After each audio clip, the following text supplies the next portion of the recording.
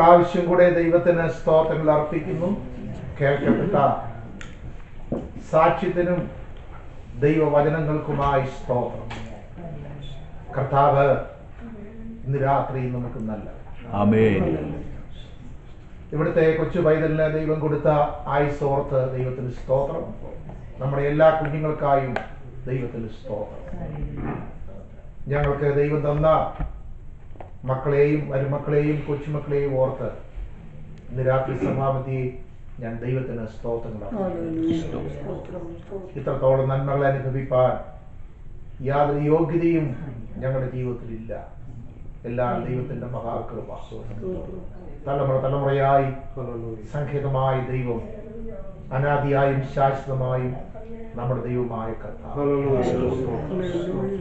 തകർക്കുവാനും ഇല്ലാതാക്കുവാനും ശത്രു നന്നായി പലപ്പോഴും പ്രവർത്തിച്ചിട്ടുണ്ട്. അകത്തു നിന്നും പുറത്തു നിന്നും ശത്രു നന്നായി പ്രവർത്തിച്ചിട്ടുണ്ട്. എങ്കിലും സർവശക്തനായ ദൈവം ദോഷമൊന്നും വരാതെ ഇന്ന് വരെ കാത്തു. ദൈവത്തിന്റെ വഴികൾക്കായി സ്തോത്രം. ദൈവം സൃഷ്ടിച്ചതിൽ മനുഷ്യർക്ക് മാത്രമുള്ള അനേക നന്മകളുണ്ട്. അതിലൊരു നന്മയാണ് കുടുംബജീവിതം. മറ്റൊരു നന്മയാണ് മക്കളും കൊച്ചുമക്കളും എന്ന ബന്ധം. ദൂതന്മാർക്ക് കുടുംബജീവിതമില്ല, മക്കളില്ല. പക്ഷിമൃഗാദി ഈ ലോകത്തിലുള്ള മറ്റ് ജന്തുക്കൾക്ക് മക്കളുണ്ട്, പക്ഷേ കൊച്ചുമക്കളില്ല. ഇല്ലെന്ന് ഞാൻ പറയുന്നത് അവർക്കറിയത്തില്ല. കൊച്ചുമക്കളെ മക്കളെപ്പോലും 5-6 മാസം കഴിഞ്ഞാൽ പിന്നെ അറിയത്തില്ല. ഒരു പശു പ്രസവിച്ചാൽ ആ പശുവിൻ്റെ കുഞ്ഞിനെ അതിൻ്റെ അമ്മയാണ് നോക്കുന്നത്. ആ കുഞ്ഞിന് അപ്പനുമായിട്ട് ബന്ധമില്ല. ഇനി അമ്മയുമായിട്ടുള്ള ബന്ധം 6 മാസത്തിൽ അല്ലെങ്കിൽ 7 മാസത്തിൽ കൂടുതലില്ല. അത് കഴിഞ്ഞ് ആ അമ്മ കിട്ടി ആ കുഞ്ഞിനെ മാറ്റും. ആ അമ്മയ്ക്ക് കൊച്ചുമകള് അല്ലെങ്കിൽ കൊച്ചുമകൻ എന്നൊരു ബന്ധമില്ല. താൻ പ്രസവിച്ച മകള് മറ്റൊരു കുഞ്ഞിനെ പ്രസവിച്ചാൽ ആ കുഞ്ഞെന്റെ കുഞ്ഞാണെന്ന് ആ അമ്മ ഒരിക്കലും ചിന്തിക്കത്തില്ല, അതിനത് അറിയത്തില്ല. എന്നാൽ മനുഷ്യൻ അങ്ങനല്ല. മനുഷ്യന് മക്കളുണ്ട്, കൊച്ചുമക്കളുണ്ട്. ഒരു തലമുറ കൂടെ ചിലർക്ക് ദൈവം ദാനം ചെയ്യും. നമുക്ക് മാത്രമുള്ള ദൈവം തന്നിരിക്കുന്ന അനേക നന്മകൾ. എന്നാൽ ദൈവം തന്നിരിക്കുന്ന ഈ വലിയ നന്മകൾ നമുക്ക് മാത്രമുള്ളത് ഇഷ്ടപ്പെടാത്ത വ്യക്തിയാണ് പിശാച്. നമ്മൾ മൃഗങ്ങളെ പോലെ ആയാൽ പിശാചിന് വിരോധമൊന്നുമില്ല. എന്നാൽ നമുക്ക് മാത്രം ലഭിച്ച നന്മകളിൽ നമ്മൾ സന്തോഷിക്കുമ്പോൾ പിശാചിന് ഭയങ്കര സങ്കടമാണ്. അതുകൊണ്ട് പിശാച് ശ്രമിക്കുന്ന ഏറ്റവും വലിയ ഒരു കാര്യമാണ് കുടുംബം തകർക്കുക, വ്യക്തിബന്ധങ്ങൾ തകർക്കുക.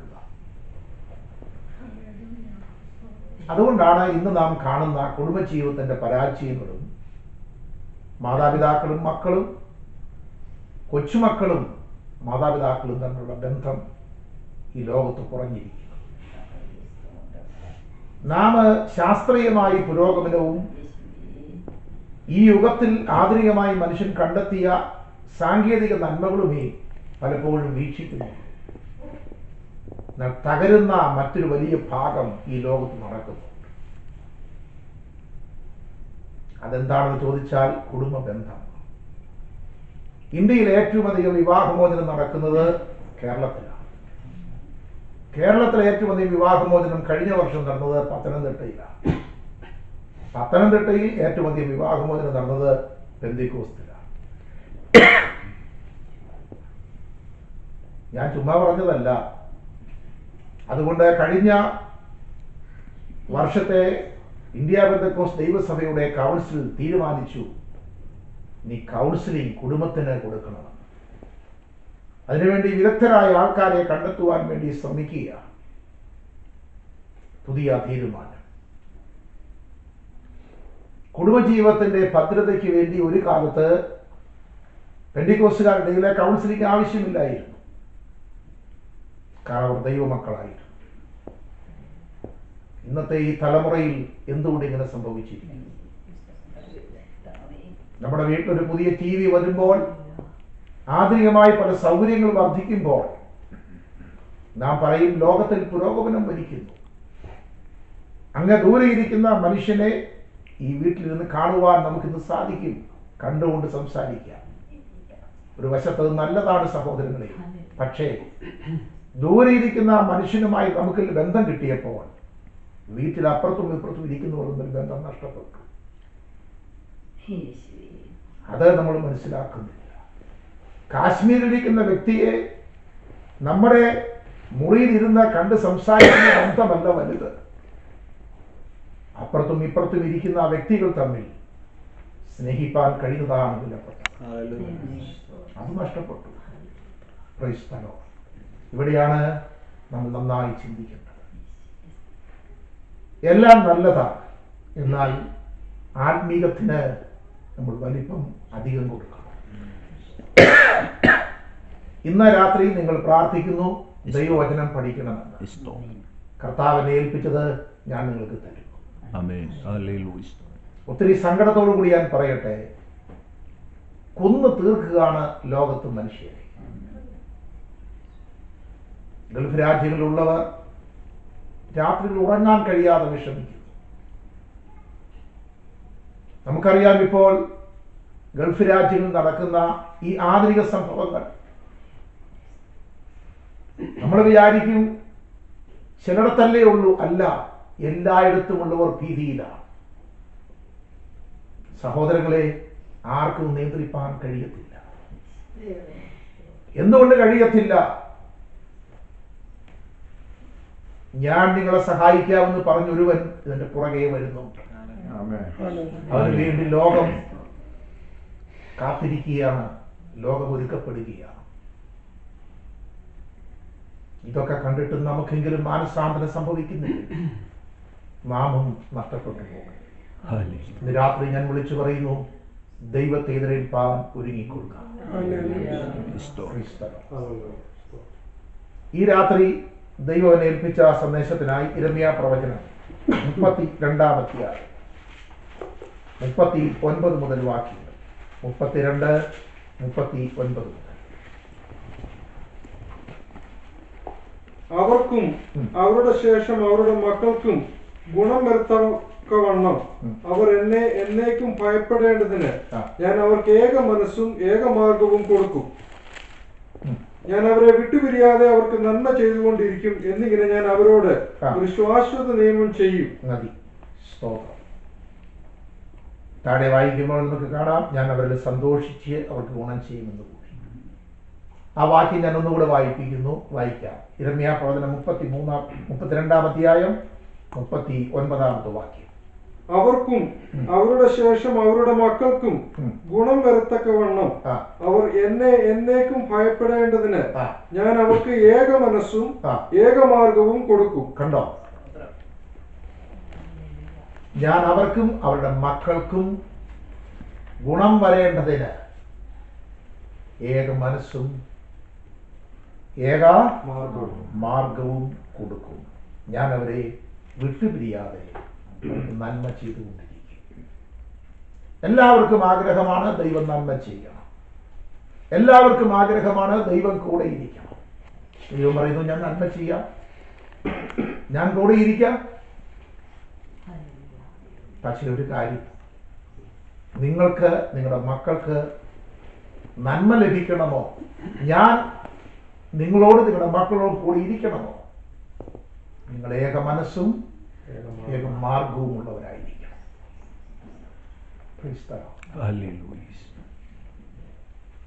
എന്തുകൊണ്ട് ദൈവം നമ്മിൽ നിന്ന് നഷ്ടപ്പെട്ടു പോകുന്നു? എന്തുകൊണ്ട് ദൈവിക നന്മ നമുക്ക് ലഭിക്കുന്നില്ല? ദൈവിക നന്മ എന്ന് പറയുന്നത് ബാങ്കിൽ കിടക്കുന്ന പണമോ നല്ല ജോലിയോ അല്ല. അതതിൻ്റെ ഒരു ചെറിയ ഭാഗം മാത്രമാണ്. സമാധാനമുള്ള ജീവിതം, അതാണ് ദൈവിക നന്മ. പണമുള്ളത് കൊണ്ട് സമാധാനം കിട്ടുമോ സഹോദരങ്ങളെ? ഇല്ല. നമുക്ക് സമാധാനം ലഭിക്കുന്നത് ദൈവത്തിൽ നിന്നാണ്. ദൈവിക നന്മ നമുക്ക് ലഭിക്കണം, ദൈവിക സാന്നിധ്യം നമുക്ക് ലഭിക്കണം. എങ്ങനെ സാധിക്കും? ദൈവം പറയുന്നു, ഞാൻ അതിന് തയ്യാറാണ്. നിനക്കും നിന്റെ മക്കൾക്കും അത് ചെയ്യാം, എനിക്കതിന് കഴിവുണ്ട്. പക്ഷേ ഒരു കാര്യം, നിങ്ങൾ ഏക മനസ്സും ഏക മാർഗവും ഉള്ളവരായിരിക്കും. അപ്പൊ പിശാചിന് മനസ്സിലായി, ഇവരുടെ അടുക്കൽ നിന്ന് ദൈവം പോകാൻ എന്താ മാർഗം? ഇവരെ തമ്മിൽ ഭിന്നിപ്പിച്ചാൽ മതി.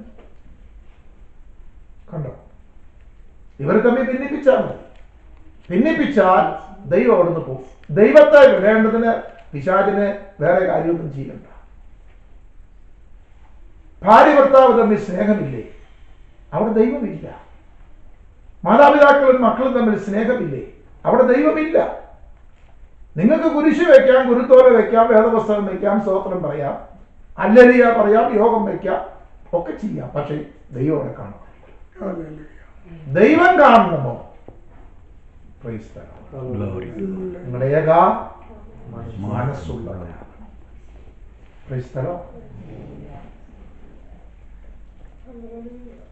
സഹോദരങ്ങളെ, നാം എല്ലാം ദൈവമക്കളാണെന്നും നമുക്കെല്ലാം ദൈവ അനുഗ്രഹം കിട്ടുമെന്നും പറയുന്നത് എല്ലാവർക്കും ഇഷ്ടമാണ്.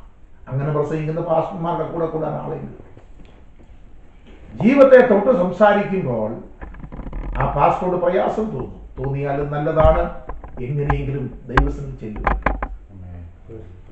അതുകൊണ്ടാണ് ഞാൻ ഇത്രയും കടുപ്പിച്ചൊക്കെ പഠിപ്പിക്കുന്നത്. എത്ര നാൾ നിങ്ങളോട് ഇങ്ങനെ പ്രസംഗിപ്പാൻ കഴിയുമെന്ന് എനിക്കറിയില്ല. കിട്ടിയ സമയത്ത് ഞാൻ എന്നെ ദൈവം ഏൽപ്പിച്ചു തരും. ഏക മനസ്സ് ഏക മാർഗം.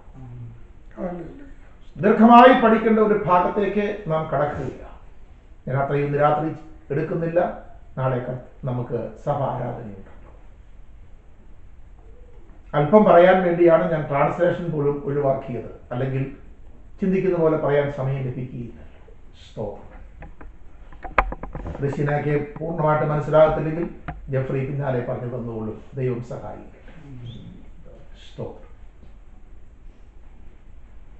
അബ്രഹാം വരെ ദൈവം മനുഷ്യവർഗത്തെ ഒരുമിച്ച് കണ്ടു. അബ്രഹാം തുടങ്ങി മനുഷ്യവർഗത്തെ രണ്ടായി കണ്ടു. അബ്രഹാമും അബ്രഹാമിന്റെ സമൂഹവും ഇസ്രായേൽ, ബാക്കിയുള്ളവരെല്ലാവരും ജാതികൾ. ഇങ്ങനെയാണ് അബ്രഹാം മുതൽ ദൈവം കണ്ടിരിക്കുന്നത്. അതിനെല്ലാം ദൈവത്തിന്റെ പ്രത്യേക ഉദ്ദേശങ്ങളുണ്ട്. ആദാമിന് കൊടുത്ത അന്നത്തെ വാഗ്ദാനം, സ്ത്രീയുടെ സന്തതി സർപ്പത്തിന്റെ തല തകർക്കും. ആ സന്തതിക്ക് വേണ്ടിയുള്ള ദൈവ വഴിയാണ് ദൈവം വെട്ടുന്നത്. ഇത് മനസ്സിലാക്കിയ പിശാച് അബ്രഹാമിനോട് ചെയ്തത്, അവന് ദൈവം കൊടുക്കാമെന്ന് പറഞ്ഞ സന്തതി കിട്ടാതിരിക്കണം. സാത്താൻ നന്നായി പ്രവർത്തിച്ചു. അവസാനം അബ്രഹാം തന്നെ ദൈവത്തോട് പറഞ്ഞു, ഇസ്മായേൽ ജീവിച്ചിരുന്നാൽ മതി, എനിക്ക് വേറൊന്നും വേണ്ട. ഇസ്മായേൽ ജീവിച്ചിരുന്നാൽ മതി. കണ്ടോ? ദൈവം കൊടുക്കാമെന്ന് പറയുമ്പോൾ വാങ്ങേണ്ടവൻ കൈനീട്ടി വാങ്ങേണ്ടതിന് പകരം മറ്റൊന്ന് കയ്യിൽ വച്ചിട്ട് പറയുകയാണ് ഇത് മതി. നോക്കുക, സ്തോത്രം. അങ്ങനെ അബ്രഹാമിൽ ഒരു തലമുറ ഉണ്ടാകാതിരിപ്പാൻ, ദൈവത്തിന് ഇഷ്ടമുള്ള ഒരു തലമുറ ഉണ്ടാകാതിരിപ്പാൻ സാത്താൻ നന്നായി പ്രവർത്തിച്ചു. എന്നാൽ അതിനെ അതിജീവിപ്പിച്ച് അബ്രഹാമിൽ കൂടി തന്നെ ദൈവം അത് നൽകി കൊടുത്തു. നമ്മുടെ മക്കൾക്കെതിരായിട്ട് ഇങ്ങനെയുള്ള പൈശാചിക ശക്തികളുണ്ട്. സ്തോത്രം. നിന്നെ ദൈവം തെരഞ്ഞെടുക്കുമ്പോൾ നിന്റെ തലമുറയിൽ കൂടി ദൈവം ചിലത് കാണുന്നുണ്ട്. അതിനെതിരായിട്ട് സാത്താൻ ചിലത് ചെയ്യുമ്പോൾ നമ്മെ കൊണ്ട് തന്നെ പറയിപ്പിക്കും, അത് വേണ്ട ഇത് മതി, അത് വേണ്ട ഇത് മതി എന്ന്. ദൈവമക്കൾ ഓർക്കണം, ദൈവം തക്ക സമയത്ത് നമ്മുടെ തലമുറകൾക്ക് വേണ്ടി പ്രവർത്തിക്കും. ഇനി അടുത്തത് ആ ഭാഗം ഒത്തിരി ചിന്തിക്കേണ്ടതാണ്. രണ്ടാമത്തെ ഭാഗത്തേക്ക് വരട്ടെ. ഇസഹാക്കിൽ നോക്കി. ഇസഹാക്ക് എങ്ങനെയെങ്കിലും ജീവിച്ച മകനല്ല, നന്നായി ജീവിച്ച ദൈവവൈതല. ഇസഹാക്കിനും മക്കൾ ഉണ്ടാകാതിരിക്കാൻ സാത്താൻ ശ്രമിച്ചു. ഇസഹാക്ക് വിവാഹം ചെയ്തത് തന്റെ പിതാവിന്റെ ഇഷ്ടമനുസരിച്ച് എലിയാസാർ പോയി കണ്ട് നല്ലൊരു പെൺകുട്ടിയാണ്. പക്ഷെ ഇസഹാക്കിന് മക്കൾ ഉണ്ടാകുന്നില്ല. ഇസഹാക്ക് ഭാര്യയ്ക്ക് വേണ്ടി, ഒരു കുഞ്ഞിന് വേണ്ടി പ്രാർത്ഥിക്കേണ്ടി വന്നു. നാം ദൈവത്തിൽ വായിക്കും. കണ്ടോ, അബ്രഹാമിന് മക്കൾ ഉണ്ടാകാതിരിക്കാൻ പിശാച് ശ്രമിച്ചപ്പോൾ ദൈവം അതിന്മേൽ പ്രവർത്തിച്ചു. ഇസഹാക്കിന് മക്കൾ ഉണ്ടാകാതിരിക്കാൻ വേണ്ടി പിശാച് പ്രവർത്തിച്ചപ്പോൾ ദൈവം അതിന്മേൽ പ്രവർത്തിച്ചു. ഇനി യാക്കോബിനെ നോക്കി. യാക്കോബിന് മക്കൾ ഉണ്ടാകാതിരിക്കാൻ ശത്രു തടസ്സമുണ്ടാക്കി. ഇനി ഉണ്ടായി കഴിഞ്ഞിട്ടോ യാക്കോബ് പറഞ്ഞ വാചകങ്ങൾ പ്രത്യേകം ശ്രദ്ധിക്കണം. അവൻ ദൈവത്തോട് പ്രാർത്ഥിക്കുമ്പോൾ ഇങ്ങനെ പ്രാർത്ഥിച്ചേ, ജ്യേഷ്ഠൻ അവന്റെ ആളുകളുമായി വന്ന് തള്ളയോടുകൂടെ മക്കളെ കൊല്ലുമെന്ന് ഞാൻ ഭയപ്പെടുന്നു ദൈവമേ. കണ്ടു, തന്റെ മക്കളെ കൊന്നു മാറ്റുമെന്ന് യാക്കോബ് പേടിക്കുന്നു.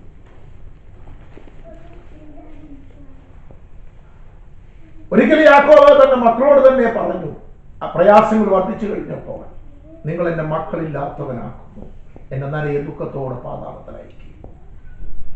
മക്കളില്ലാതാക്കുന്നു, മക്കളെ കൊന്നു മാറ്റും. ആ ചിന്ത യാക്കോബിന്റെ അകത്ത് വരുന്നത് കണ്ടു. അഥവാ അബ്രഹാമിന്റെ പിതാവ് മക്കൾക്ക് വേണ്ടി ഭാരപ്പെട്ടു, ഇസഹാക്കിന്റെ പിതാവ് മക്കൾക്ക് വേണ്ടി ഭാരപ്പെട്ടു, യാക്കോബിന്റെ പിതാവ് മക്കൾക്ക് വേണ്ടി ഭാരപ്പെട്ടു. അങ്ങനെയുണ്ടോ ഒരു അനുഭവം? ഉണ്ട്. നിന്റെ തലമുറകളെ നശിപ്പിക്കുക എന്നുള്ളത് സാത്താന്റെ ലക്ഷ്യമാണ്. നിങ്ങൾ വചനം നന്നായി ഗ്രഹിക്കണം. തമാശല്ല. അബ്രഹാമിന്റെ വീട്ടിൽ സമ്പത്തുണ്ട്, അബ്രഹാമിന്റെ വീട്ടിൽ അഭ്യാസികളുണ്ട്, അതുപോലെ മക്കളുടെ സംരക്ഷണത്തിന്. ഇസഹാക്കിന്റെ വീട്ടിൽ സമ്പത്തുണ്ട്, ഇസഹാക്കിന് ആരോഗ്യമുണ്ട്, അതുപോലെ മക്കളുടെ സംരക്ഷണത്തിന്. യാക്കോബിന്റെ വീട്ടിൽ സമ്പത്തുണ്ട്, യാക്കോബിന് ആരോഗ്യമുണ്ട്, അതുപോലെ മക്കളുടെ സംരക്ഷണത്തിന്. പോരാ, ഇവിടെ വീട് പട്ടിണി കിടന്ന മക്കള് വിഷമിക്കുകയല്ല, ഇവിടെ വീട്ടിൽ ശത്രുക്കൾ കയറി വന്ന് മക്കളെ കൊന്നു മാറ്റുകയല്ല. അതിനെല്ലാം അതിജീവിക്കാനുള്ള പ്രാപ്തി അവരുടെ എല്ലാം വീട്ടിലുണ്ട്. എന്നിട്ടും എന്തിനാ ഈ അപ്പന്മാര് മക്കൾക്ക് വേണ്ടി ഇത്രയും ഭാരപ്പെടുന്നത്? കണ്ടോ, നിന്റെ വീട്ടിൽ എന്തെല്ലാം ഉണ്ടെങ്കിലും അതൊന്നുമല്ല നിന്റെ തലമുറയുടെ സംരക്ഷണം. മക്കളെ തന്ന നിന്റെ ദൈവം. ഇത് മനുഷ്യർ മനസ്സിലാക്കുന്നില്ല. അതുകൊണ്ട് തലമുറകൾക്ക് വേണ്ടി നാം എന്ത് ചെയ്യണം? മാതാപിതാക്കൾ ദൈവവുമായി ശക്തമായി ബന്ധപ്പെടണം.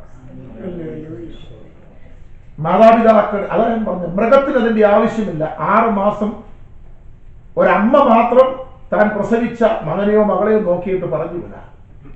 6 മാസം പോലും അപ്പൻ പോലും നോക്കണ്ട. പിന്നെ മക്കളില്ല മൃഗങ്ങൾക്ക്, പിന്നെ കൊച്ചുമക്കളുടെ കാര്യമേ ഇല്ലല്ലോ. മനുഷ്യൻ അങ്ങനല്ല. നിനക്ക് മക്കളുണ്ട്, നിനക്ക് കൊച്ചുമക്കളുണ്ട്. നിങ്ങൾ വീട്ടിലെ പശുവിനോട് ചോദിച്ചേ കൊച്ചുമകൻ എന്ത് ചെയ്യുന്നു, അതിനറിയത്തില്ല. കണ്ടോ? നിങ്ങളൊരു മൃഗത്തോട് ചോദിച്ചത് നിന്റെ മോൻ എന്ത് ചെയ്യുന്നു, അതിനറിയത്തില്ല. ലോകത്തിലെ ഏത് ജാതിയിൽപ്പെട്ട മനുഷ്യരോട് ചോദിച്ചേ, അവർക്കറിയാം. സ്കൂളിൽ പഠിച്ചിട്ട് കിട്ടുന്ന അറിവല്ല, ജന്മം കൊടുക്കുന്നത് കൊണ്ടുള്ള അറിവ്. അതുകൊണ്ട് നിനക്ക് മാത്രം സൃഷ്ടിയിൽ ദൈവം തന്നിരിക്കുന്ന കുടുംബം, നിനക്ക് മാത്രം സൃഷ്ടിയിൽ ദൈവം തന്നിരിക്കുന്ന തലമുറ ബന്ധം, അത് തകരാതിരിപ്പാൻ നീ ദൈവം മുഴങ്കാൽ മടങ്ങണം.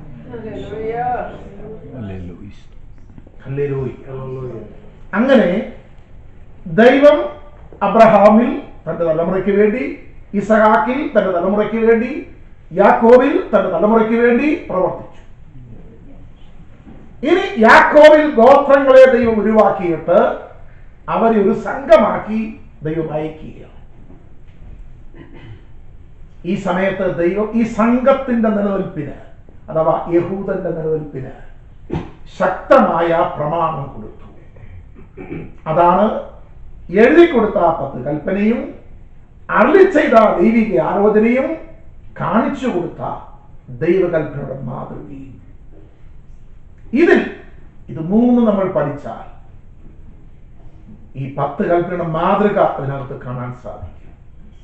ഇനി ദൈവം കൊടുത്ത കൽപ്പനയും എടുത്ത് തലമുറകളോട് പോരാടിയ പിശാചിനെ ജയിച്ച് 12 ഗോത്രങ്ങളെ ശക്തമുള്ളവരാക്കി ഫറവോന്റെ ശക്തിയുള്ള പീഡയിൽ നിന്ന് മോശയെയും എല്ലാ കടിഞ്ഞൂലുകളെയും രക്ഷിച്ച് വെളിയിൽ കൊണ്ടുവന്ന ദൈവം സീനായിൽ ചെന്നപ്പോൾ ഈ കുഞ്ഞുങ്ങളുടെ നിലനിൽപ്പിന് വേണ്ടി പ്രമാണം കൊടുത്തു. ആ പ്രമാണത്തിൽ ശക്തമായ 2 പ്രമാണം കുടുംബ ബന്ധത്തോട് ബന്ധത്തിലാണ്. 2ാം കൽപ്പന, ഒരപ്പനും അമ്മയും ദൈവത്തെ സേവിച്ചാൽ അവരുടെ തലമുറകളോട് ദൈവം കാണിക്കുന്ന നീതി. 5ാം കൽപ്പന, ആ ദൈവം കാണിച്ച അനുഗ്രഹം അനുസരിച്ച് നന്മ ലഭിച്ച മക്കൾ മാതാപിതാക്കളോട് കാണിക്കേണ്ട കടപ്പാട്. കണ്ടോ? നിങ്ങൾ എങ്ങനെ ചിന്തിച്ചിട്ടുണ്ടോ? 10 കൽപ്പനയിൽ ഒരു ബന്ധമുള്ള പാലം കിടക്കുന്നു. ആ പാലം മാതാപിതാക്കളിൽ നിന്ന് മക്കളിലേക്കും മക്കളിൽ നിന്ന് മാതാപിതാക്കളിലേക്കും പോകുന്ന പാലമാണ്. 2ാം കൽപ്പനയിൽ ദൈവം പറഞ്ഞു, ഒരു വിഗ്രഹം ഉണ്ടാക്കരുത്. മേലാകാശത്തിലോ താഴെ ഭൂമിയിലോ ഭൂമിക്കീഴോ വെള്ളത്തിലോ ഉള്ള യാതൊന്നിന്റെ പ്രതിമയോ സാദൃശ്യമോ നീ ഉണ്ടാക്കിയോ വന്ദിക്കുകയോ സേവിക്കുകയോ ചെയ്യരുത്. ഞാൻ തീഷ്ണതയുള്ള ദൈവമാണ്. ഈ പ്രമാണം അനുസരിച്ചാൽ 1000 തലമുറ വരെ ഞാൻ ദയ കാണിക്കും. കണ്ടോ? തലമുറയിലേക്ക് ഒരു പാലം ഇട്ട് കൊടുത്ത കണ്ടോ? ഒരു മനുഷ്യനും 1000 തലമുറ കാണുന്നില്ല, ഒന്നല്ലെങ്കിൽ 2. പക്ഷെ ദൈവം കൊടുത്ത വാഗ്ദാനം കണ്ടോ?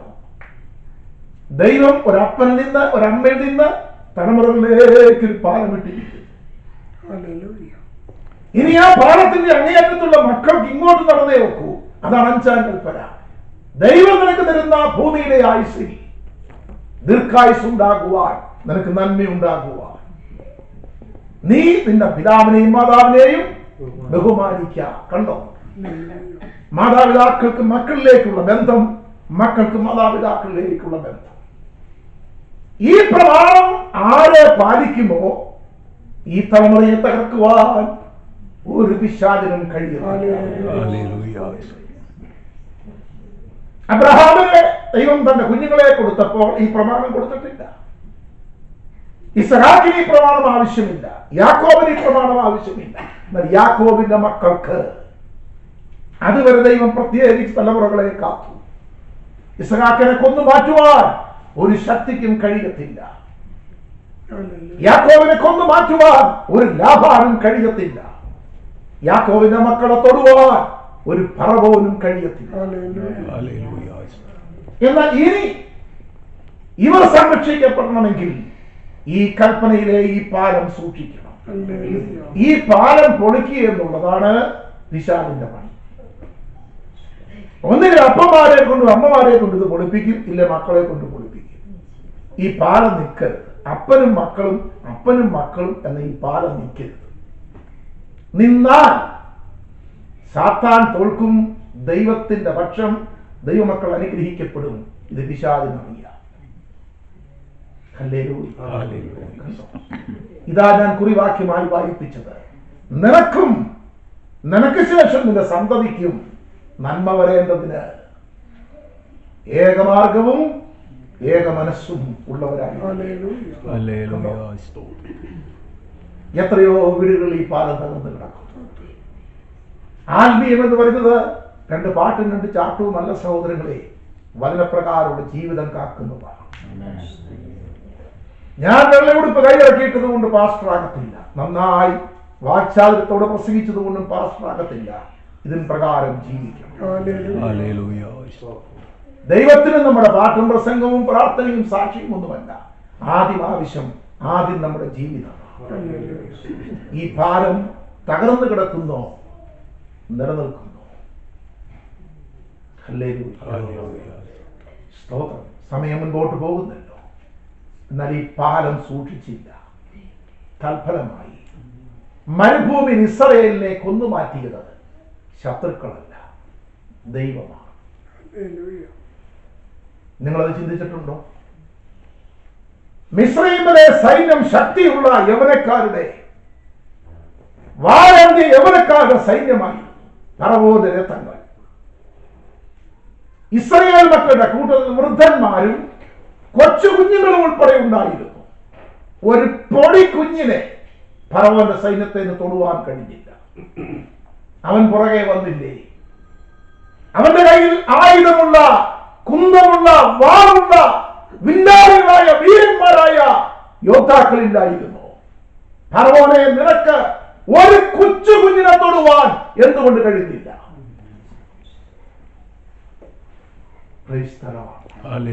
എല്ലാവരും ഓടിപ്പോകാൻ പ്രായമുള്ളവരല്ലായിരുന്നല്ലോ.